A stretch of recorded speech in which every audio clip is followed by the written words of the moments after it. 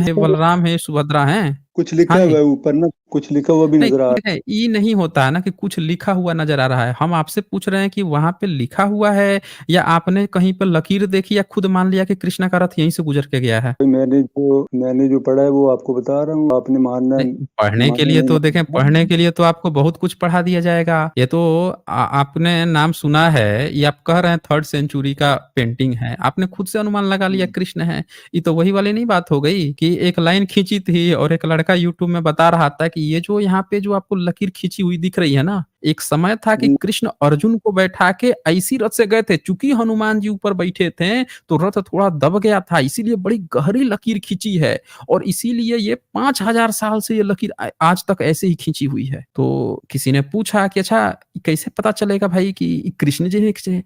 अरे! आप ऐसे कैसे क्वेश्चन पूछ सकते हो? ये सब लोग कह रहे हैं कि कृष्ण जी यहीं से गुज़रे थे इसीलिए, और ये जगह का नाम तो है ना हस्तिनापुर, तो हस्तिनापुर में और कौन रहेगा? तो बताइए, ये तो आप लोगों के सबूत होते हैं कि आपने एक चित्र दिखा दिया, आप बोल दिया कि तीसरी सदी का है और इसमें 3 जो दिख रहे हैं वो कृष्ण ही है, बलराम ही है, उसकी बहन ही है। बड़ा गज़ब का, इतना गज़ब का सबूत तो हमने आज तक नहीं देखा कि किसी भी चित्र को उठाइए और उन्हीं से दिखा दीजिए।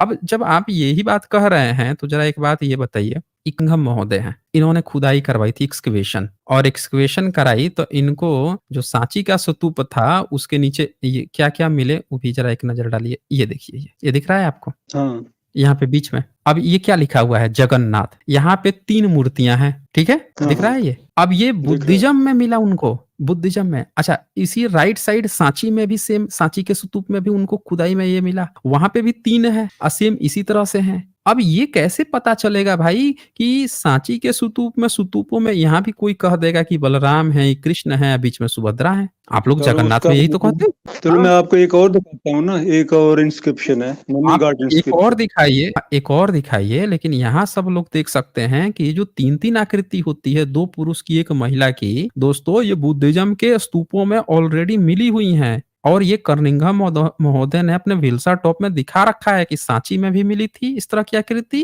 जगन्नाथ में भी मिली, सब बुद्धिज़्म की खुदाई से मिली है। चलिए अब और आपको दिखाते हैं, बताइए, बोलिए। नन्ही घाट इंस्क्रिप्शन, नन्ही घाट से इंस्क्रिप्शन मिली है क्या सतवाहना कृष्ण मिल की। गया है? कृष्ण नहीं, नहीं, कृष्ण मैं आपको सतवाहन, वो तो इंस्क्रिप्शन में बुद्धिस्ट नाम का लिखे है। हुए क्या लिखा हैं, हुआ है नाम उसमें? कामा, केशवा, अर्जुना एंड भीमासेना। बताइए, ये भीमसेन, अर्जुन और ये सब तो घत जातक कथा पढ़ा है आपने? अच्छा, आपने केशव श्री आपने घत कृष्ण जातक कहते हैं। जातक कथा पढ़ा है आपने? नहीं, नहीं, वो नहीं पढ़ा मैंने। उसके तो एक नीचे बार नाम आप दूसरे एक बार सुनिए, सुन लीजिए। एक बार आप जातक कथा पढ़िए और जातक कथा पढ़ के देखिए कि उसमें भीमसेन नाम, अर्जुन नाम और ये जितने नाम आपने बताए हैं, सहदेव नाम, ये क्या उनमें हैं कि नहीं है जातक कथा में? अगर हैं, तो हम कैसे मान लें कि आप जो बुद्धिस्ट का किताब दिखा रहे हैं, बुद्धिस्ट का नाने घाट का इंस्क्रिप्शन दिखा रहे हैं, जो कौन से लैंग्वेज में लिखा है नाने घाट का इंस्क्रिप्शन? पता नहीं ये कौन सी लैंग्वेज में था शायद। बताइए,